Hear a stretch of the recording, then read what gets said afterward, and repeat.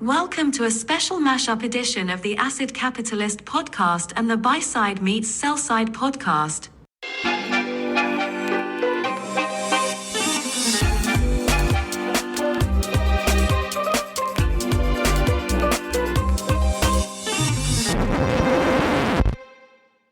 Happy Friday, everyone, and welcome to another episode of Buy-Side Meets Sell-Side. Every month, I invite one of the best buy-side investors in the world to discuss the most pressing themes in global macro seen from my perspective on the sell side. I'm your host, Andreas Steno, and joining me today is the esteemed Hugh, Hendry, founder of the Eclectic and Macro Hedge Funds. It's an honor to host you, Hugh. Welcome to the show. Heavens, we were just talking about the past. The founder of Eclectic Asset Management, a hedge fund that ended in 2017, and now he's the CIO. I'm making this up. This is all about asset capitalism. Lay your love on me. Lay your disdain on me. But we'd actually like to pick your brain a bit from your experience at Eclectic Macro Fund today, as we will discuss the recession risks and how to position for a recession ahead of it without burning too much carry. But I'd like to start with a brief discussion on your assessment of the world right now, Hugh. I mean, I've seen you've had some heated discussions on Twitter lately in relation to the macro outlook. Do you still see the recession ahead of us? Well, I mean, I've got to blame you. I've got a list. I've got about 10 lists. And again, the genius of Twitter is, there are some smart people in the world, and there's this utility where we all feel compelled to drop some views. I think it's the portal of frustration. We read financial press. And it just doesn't seem to square up with what we're seeing, and so Twitter offers this opportunity to shout back at the Financial Times or Wall Street Journal. But I very much enjoy, why would I look at a financial newspaper before I went on Twitter? And I got like a 10 or so people I follow, and overnight, for me, waking up in St. Bart's, I can tap into that intel. And you're one of them. Well done. I do enjoy especially the charts that you present. And I'm very much a kind of graphical person. But I mean, there's no smart person that I know that doesn't see the damn recession. We have a recession in Europe. There's something ominous going on in China. The policymakers, the Bank of England has finally rejected its model. It's like, oops, our model doesn't seem to work. The good news is we're not going to follow it now. And I thought for a moment, I was like, wow, that's cool. And I was like, hold on a second. What is the model saying now? And the model's like, cut rates. I'm really sorry about cut rates. Like, the good news is we're now ignoring the model. I'm like, oh my God. And so they're not following model, or they're worried about their models, and so they're now looking at incoming data. Okay, but they're choosing to look at the most lagged incoming data. I mean, core CPI. I mean, I'm sure you must pull your hair out like I do. The R squared, the correlation on producer prices. Where producer prices go is where CPI goes, and producer prices globally. I mean, the US print this week was 0.1%. And the Fed's going to raise, it's going to hike again. I think this will be the last one. So yeah, as normal, you have policy errors by the authorities. But really, back to the thrust of this conversation and what we do about it, I think we've got to be very cognizant that we live in a world where very few people understand money. And actually we have to appreciate the chaotic nature of the world that we speculate within, and especially that the world of finance is a world of absurdity. The Federal Reserve in 2007 pivoted. They'd raised rates all the way to 5.25%, and they started cutting in September of '07, and that was with the S&P at an all-time high. That Wells Fargo, the second or third largest bank today in America, made an all-time high, weeks before the demise of Lehman Brothers. Like strange damn things happen, And so in constructing a risk portfolio, I think actually one of the things we've got to be very cognizant of is, if you will, the deviate. We know where we're driving to. We're driving into a recession. The skillful element of the deployment of risk capital would be, those absurd twists and turns, and hoping that we don't get lost on that journey, that we actually have to land on the strip.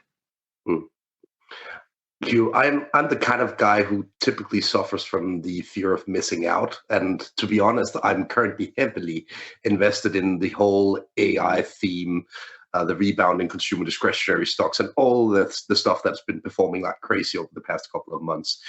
It doesn't feel like the price action right now rhymes with the recession risk. So what do you make of this discrepancy between what we see in markets and the recession risk ahead of us?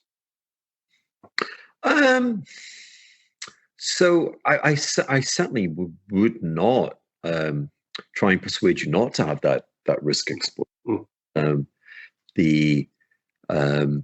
The portfolio construction that I advocate is pretty much the hedge fund structure. I mean, it's the Bridgewater structure, it's the permanent portfolio structure. It's quadratically.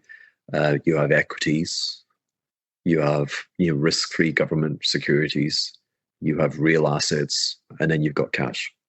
And you could be Ray Dalio, and you could have a volatility allocation model. You say, I want a 10% price vol, and you'd have look back on each of your asset classes. You'd be looking at 3-month and 18-month realized vol, looking for changes and allocating in or out. You could do that, or you could come in with your prejudice. For me today, as odd as this year has been, I'm in St. Bart's. I'm living a charmed life. If we think of $1 million notional, private portfolio, I would have like 200 grand in NASDAQ, or those 7 stocks which are motoring away. But it's 200 grand. It's not $1 million. And we'll come back to it. But I'm constrained just now because where I have the firm macro commitment, the narrative, it's in the US Treasuries. I want to be long duration, but there's no trend validation. And so, am I cheating? But my accommodation to that is I'm using a derivative. I'm using a very simple derivative call option with a lot of time. It doesn't expire until the end of next year. In the real asset space, I got like 200 grand in Bitcoin. If it's $1 million portfolio, it would be via Grayscale. So I'm trying to capitalize on the discount to NEV. I think there's a surety. I think that the Bitcoin is unencumbered. I think it's available, and I think there's a catalyst which they'll succeed eventually in getting an ETF, and that would be the resolution to the discount. And then I've got a lot of cash. I've got at least 500K in cash, dollar cash. I'm earning 5, maybe I'm earning 7, maybe I'm owning some municipal bond, ETF, money market fund, or maybe I bought the NASDAQ, I bought the futures. I've only spent 70,000 less than on buying my call options in treasuries. I could buy the Bitcoin futures, so I could really be sitting with the best part of $1 million, earning 5%. But I've got exposure to the stock market. I've got exposure to a real asset via Bitcoin, and I've got latency. I've got the capacity. If the thing reveals itself in a manner that I find willing, I get a fat pitch. Heavens, I've got so much cash to lay it down. So so that's the charm. And then you say price action. I guess the thing that is a signal has been the outperformance in the S&P of the S&P versus the equal weighted. The fact that there's such a prominent move in those 7 stocks, and so if you look at a chart of S&P to weighted, it has flares which coincide with all the previous drama moments of the last 15 years. And so you could say that institutional investors that have an ongoing daily commitment to be fully invested are actually, with one eye on what may happen, their equity allocation, whilst it may take them into the highest valued companies, the perception is they're buying the best companies, and they're not actually willing to take cyclical risk, and that's what's giving you this pronounced flare in that S&P derivative. I want to pick up on the discussion on your call options on US Treasuries. You say you have a rather long risk horizon on these call options. Why did you choose, say, 18, 24 months of runtime on these options? Is it because it's tricky to time the recession? What are your considerations there? Yeah, I mean, back to my initial point, you've got to deal with absurdity. And if in the summer of 2007, I had very, very high conviction that the teaser rate and the reset would just bring Armageddon. But I couldn't tell you the day or the month. I couldn't even tell you the year. And I ended up, I had the classic 210. Is that a bear steepener where the short rate comes down and the spread blows? But owing to the fog of prognostication, I chose some complexity. And so I had a swaption. I had a desk at Morgan Stanley write me a bespoke contract, and it was the 2-year forward, 2s10. And so the advantage there was I was convinced that within 2 years my strip was long enough, to land profitably. There was no theta decay, so I could just hold it every day. There wasn't a day that passed that was punishing, and so I thought. Now, what was wrong, and the red flag? There was one word there was at least one word in my statement which should cause concern, which is I chose complexity. And what happened was, so I put that position on in May. In September, the Fed's cutting rates. Hallelujah! And by January of 2008, the Fed was cutting rates like 3 times in a week. Hallelujah! But we live in a strange paradigm, and the market, and indeed those beloved ladies and gentlemen that govern the monetary policy of Europe. I mean, the ECB, God love them, but they raised rates in the summer of 2008, and we had oil at $140. And so my friends out in 2-year forward land, every time the Fed cut interest rates, they were adding it back on. So I got no steepening, I got no P&L, and it was torture until like 1 second to midnight when it all came good. So I'm repeating the kind of the long landing strip. I'm saying I feel like the recession's already onshore in the US.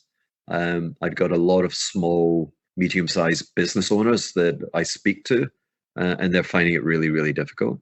The economic data from Raoul's various kind of chart packs and stuff. I mean, everything is descending in a manner that seasoned pros have seen before.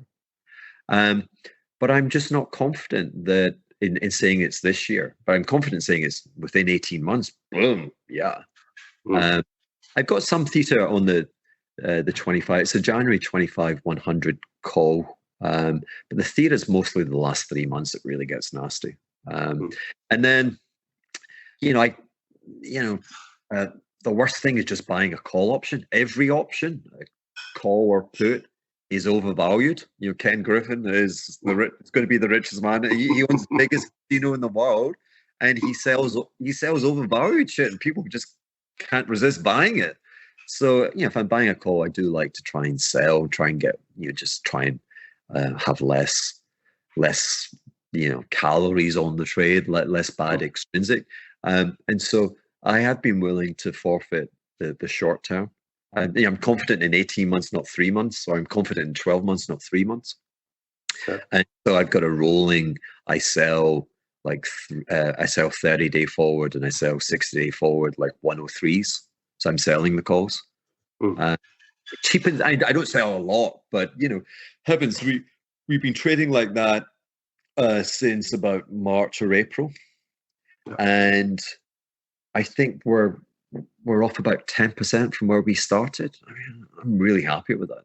Really, remember, I've got 5 or 6% of my NAV in this position, and so I've lost 50 basis points, and yet I'm loaded.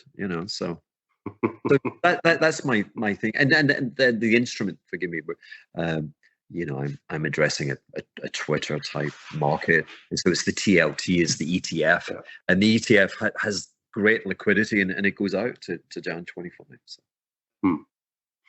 Hugh, when you assess the recession risk now, and when you look at the price action that you just described with the risk scenario unfolding over a 12 to 18 month horizon, while you feel a little bit more comfortable with the very near term future, how reminiscent is this of, say, summer 2007, ahead of the great financial crisis? Do you find similarities in the way that we look at the world right now?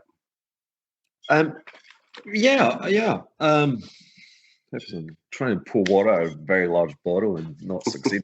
Just getting wet. I tell you what comes instantly into my mind with that question. I'm unnerved. I don't like this week. Is certainly not a victory lap, but we got that CPI print 3%. We got the PPI 0.1 as expected, and over the course of the next 3 months, the shelter number is going to come out. Things going down, but what is unnerving has been that huge move in the dollar low, and allied to that, the commodity complex, the industrial commodity complex, is catching a bid. Modest, but I look at these things a lot, maybe too much, and so is that a 2008? Is that because again the dollar, so what happens? The market, if we were to rationalize the behavior of the madhouse, the market always bets that the Fed's got it right, that it's a soft landing, and so stocks, they go to all-time highs just as the Fed pivots, and the dollar goes to lows on the basis of interest rate differentials that the Fed will turn dovish and cut rates. And so the 2008 handbook would be the industrial commodity complex catches a bid and the dollar gets sold down. Is that now unfolding? I didn't think we would see that. I'm undecided, but I'm closing this week with more uncertainty in my mind in terms of the probability of that. I'll come back to you. I don't have an answer to that.